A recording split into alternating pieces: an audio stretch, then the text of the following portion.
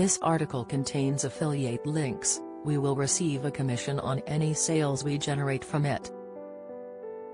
Learn more. Warning: this article contains spoilers from Queen Charlotte, a Bridgerton story. Netflix's costume drama Queen Charlotte, a Bridgerton story has landed, with the show serving up a slice of fictional drama, drawing on real-life figures.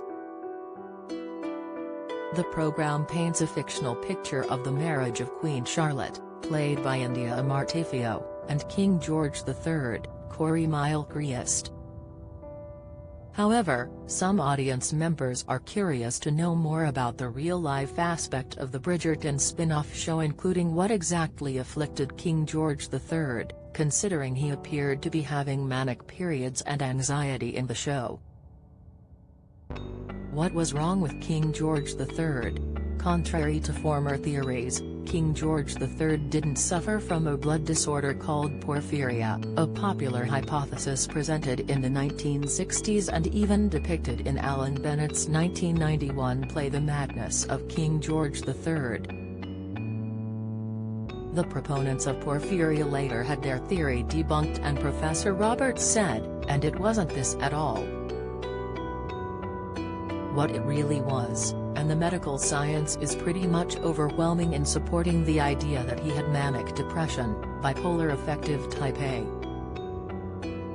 He has it on some 4 occasions, and they get longer and longer until the last 11 years of his life were spent very severely ill, and then for the last 9 years of his life he had to be essentially locked up at Windsor Castle in the rooms in the North House.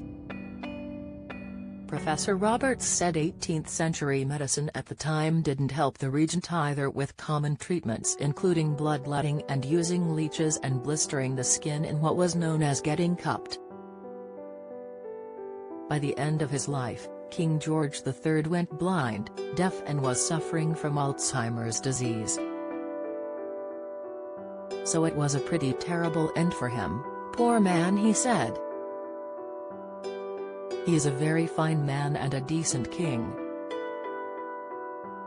Don't miss him." Celebrity stars picking up on Carol Verderman's fakeness, latest Janice Dickinson and Andy Wymant in fiery showdown. Update: Emmerdale's charity gets ultimate revenge on Chloe and Mac. Theory: get Netflix plus Sky TV channels plus BT TV box for just £6, £20, £1 view deal. BT is offering new and existing customers the chance to get a Netflix subscription, worth £6.99, and a Now Entertainment membership, worth £9.99, with its popular BT TV box for just £1 per month.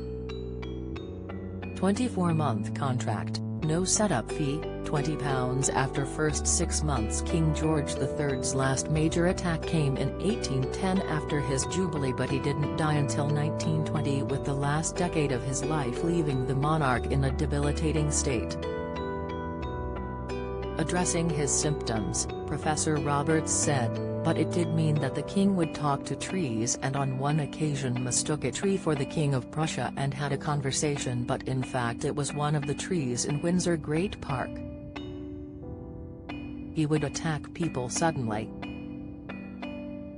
He had to be put in a straitjacket for long periods of time, and at one point he was attached to a chair that was nailed to the floor. Eventually, King George III was looked after by Dr. Francis Willis and his children, who opted for a less harsh form of treatment which involved going for long walks to wear him out." According to Professor Roberts, King George III suffered his first episode after 51 in 1788, but the historian believed the monarch may have had an earlier one.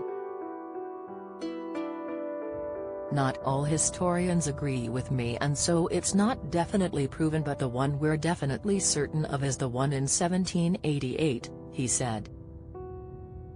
Much like Queen Charlotte depicts, the royal couple had a loving relationship, a very happy marriage, 15 children, 13 lived to old age. They had a very happy and loving, and obviously with 15 children, a fairly physical relationship. With Professor Roberts adding, his home life was very happy. Charlotte was a great woman, a huge philanthropist, spoke several languages.